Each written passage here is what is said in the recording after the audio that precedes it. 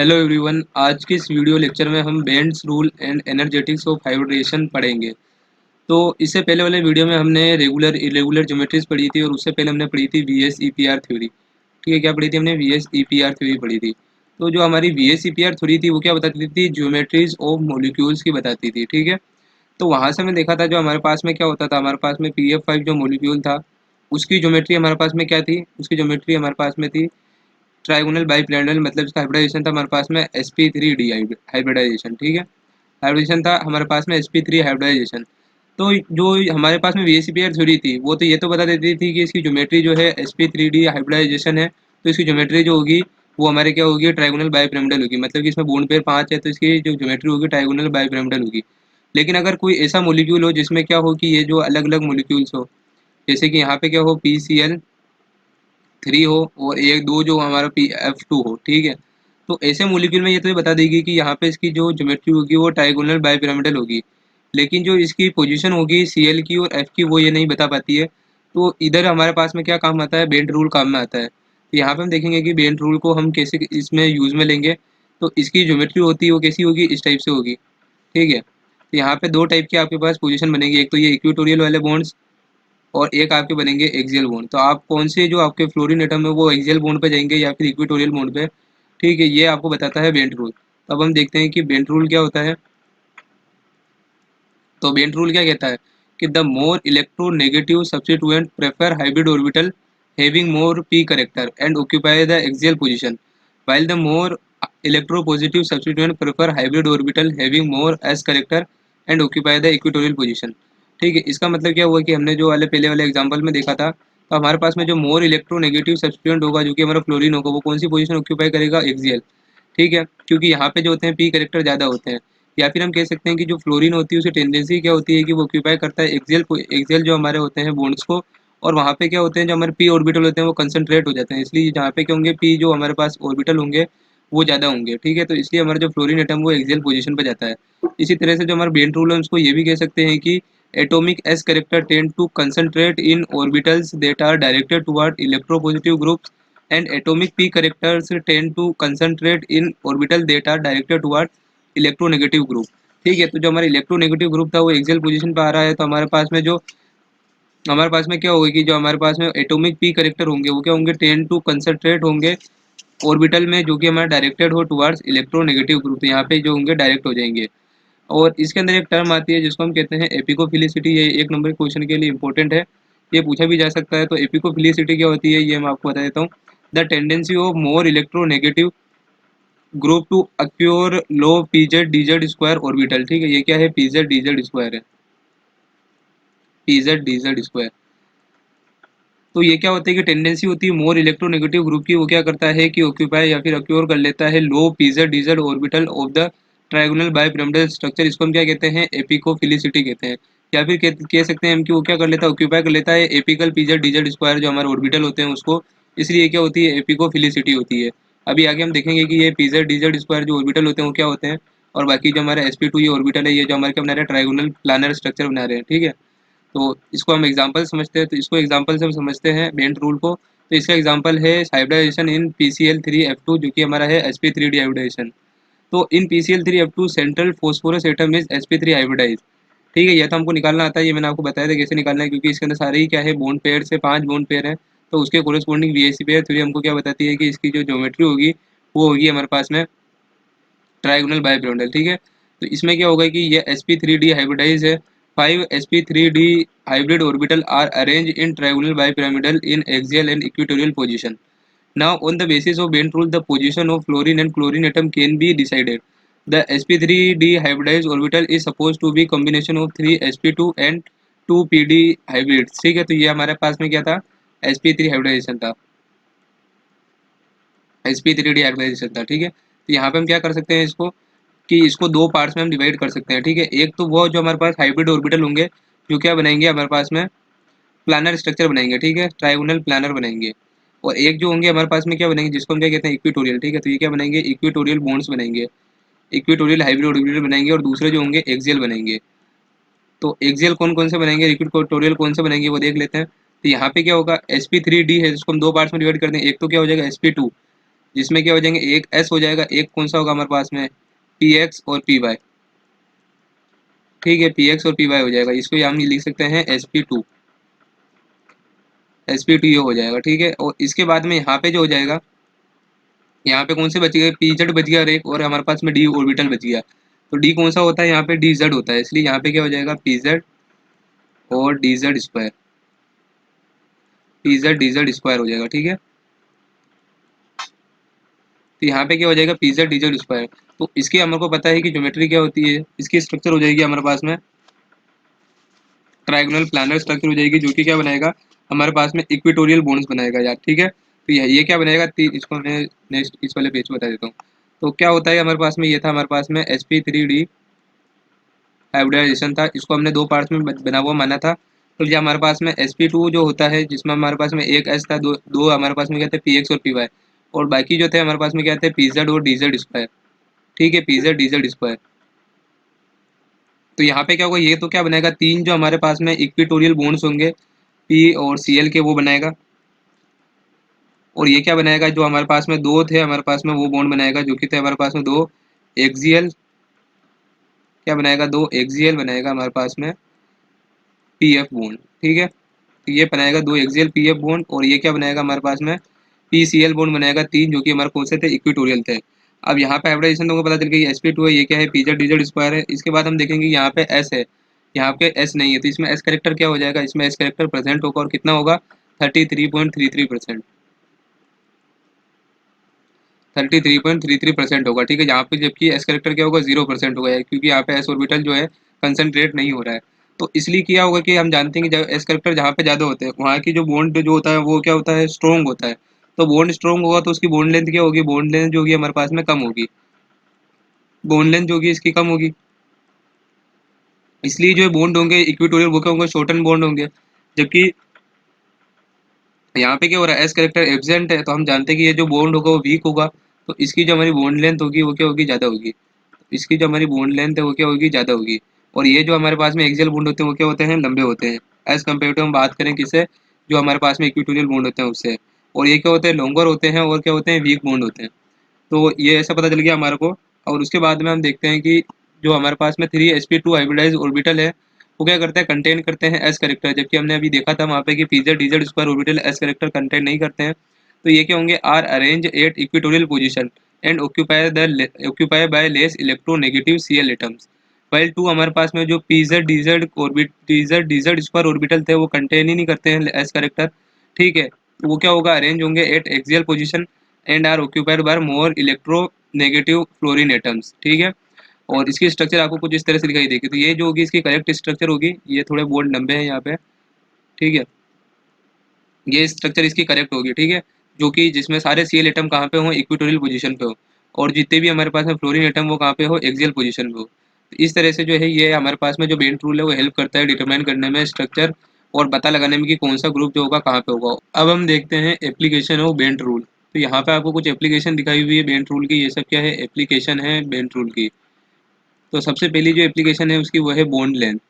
तो bond length जो होती है वो डिक्रीज कर जाती है जैसे जैसे क्या होता है कि एस करेक्टर जो होते हैं बढ़ते हैं।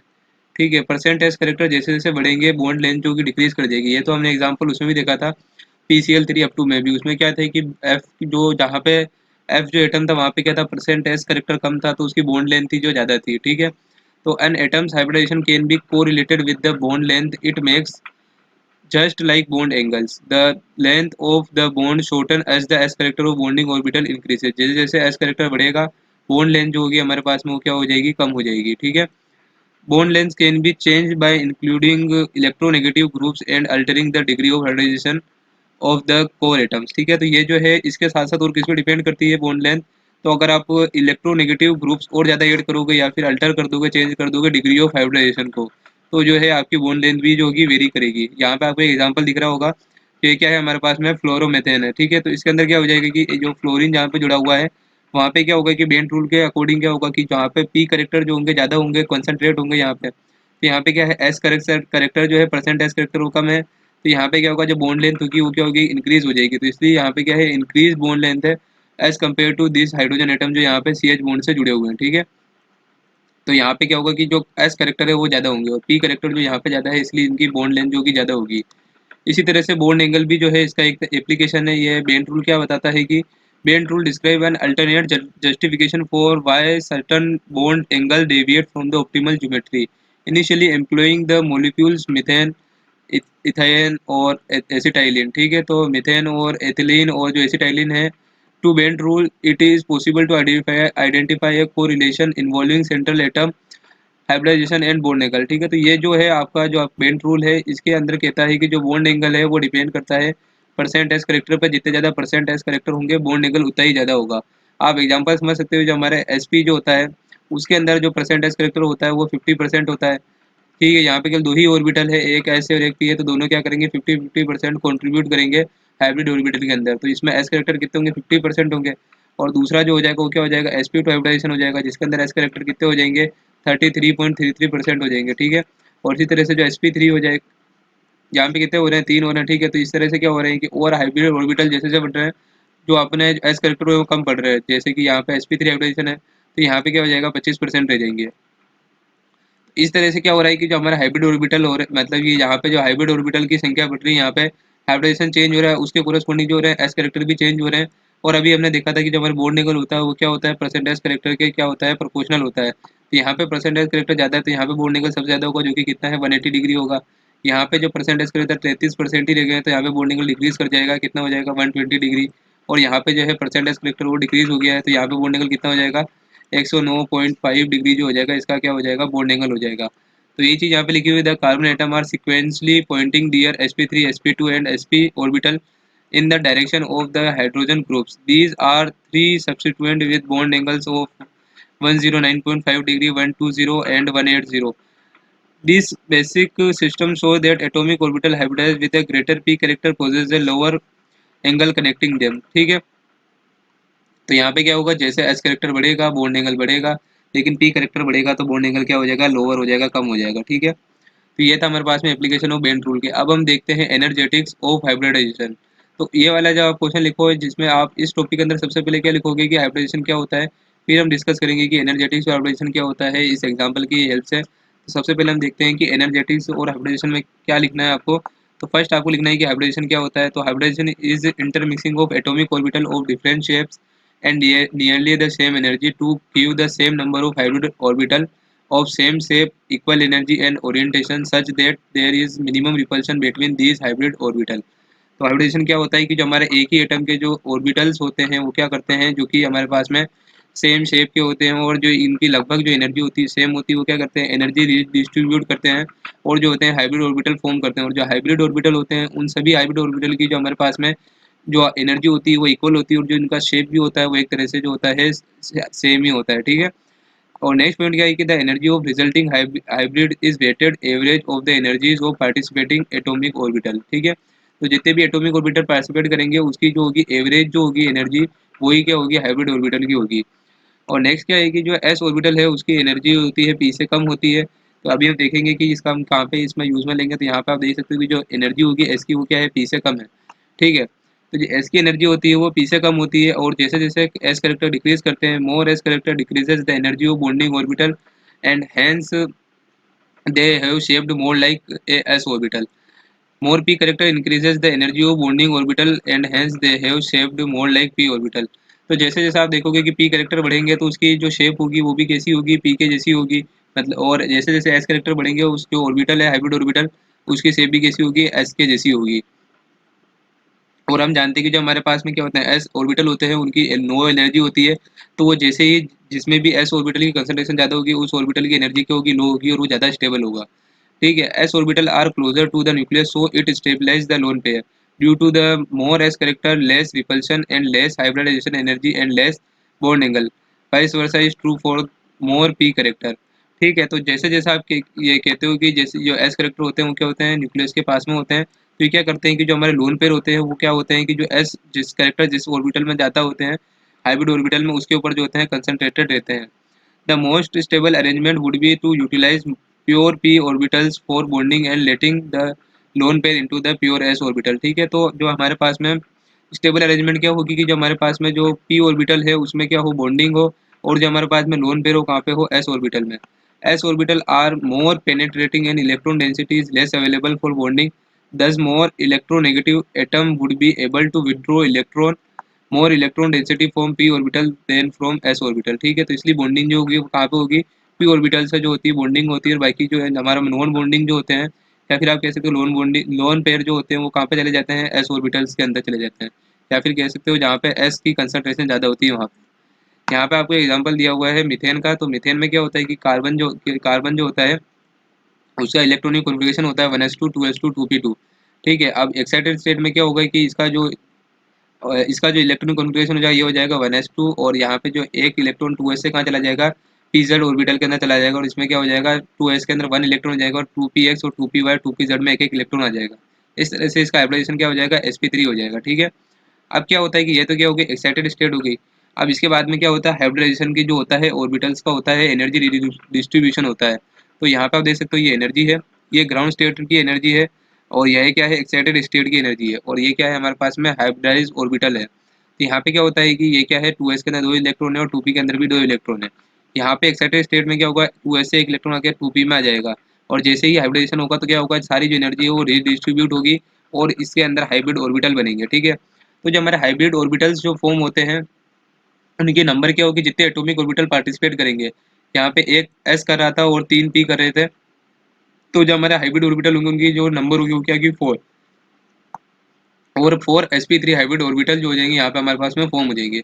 और जो हमारे पास में हाइब्रिड ऑर्बिटल होते हैं उनकी एनर्जी जो होती है एक्साइटेड स्टेट की जो होती है उससे ज़्यादा होती है, लेकिन जब वो बॉन्डिंग करते हैं या फिर जो हमारे पास में दूसरे एटम होते हैं उनके जो ऑर्बिटल होते हैं उनसे जब क्या करते हैं वो क्या करेंगे, उनसे ओवरलैपिंग करते हैं तो इनकी जो एनर्जी होती है वो कम हो जाती है। और यहाँ पे हम वो देख रहे हैं कि अनहैबिटेड स्टेट में जो एटॉमिक ऑर्बिटल थी उनकी एनर्जी क्या थी, तो जो टोटल एनर्जी होगी 4 एटॉमिक ऑर्बिटल की, यहाँ पे जितनी 4 एटॉमिक ऑर्बिटल है तो यहाँ पे हम देखेंगे कि एक तो एस ऑर्बिटल पार्टिसिपेट करा है तो उसकी एनर्जी हम देख लेते हैं, और 3 जो हमारे पास में पी ऑर्बिटल है तो उसकी एनर्जी हम यहाँ से कैलकुलेट कर लेंगे। तो जो चारों एटॉमिक ऑर्बिटल होंगे उनकी एनर्जी भी क्या होगी, वही होगी। तो एस की जो एनर्जी होती है वो होती है -1878। ठीक है, जबकि जो हमारे पी की जो एनर्जी होती है वो क्या होती है, एक पी की होती है 1028। तो 3 की कितनी हो जाएगी, इसको 3 से हम मल्टीप्लाई कर देंगे तो टोटल एनर्जी हमारे पास में निकल जाएगी, वो आएगी -के 4962 किलो जूल पर मोल। ठीक है, अब ये तो हुई हमारे पास में अनहाइब्रिडाइज्ड स्टेट की, यानी कि जो एटॉमिक ऑर्बिटल थे उनकी एनर्जी निकल के आ गई, टोटल 4 एटॉमिक ऑर्बिटल थे। अब हमारा हाइब्रिडाइज्ड स्टेट के जो ऑर्बिटल्स हैं उनकी एनर्जी कैलकुलेट करेंगे तो जब हम देखते हैं कि जो हमारे पास में एनर्जी होती है ईच हाइब्रिड ऑर्बिटल की वो क्या होती है 1/4 होती है ये एनर्जी ऑफ जो हमारे पास में जो सारे ऑर्बिटल की निकली थी उसकी। ठीक है, तो यहाँ से एक ऑर्बिटल की एनर्जी कितनी निकल जाएगी, एक हाइब्रिडाइज्ड ऑर्बिटल की वो निकल के आ जाएगी इतनी।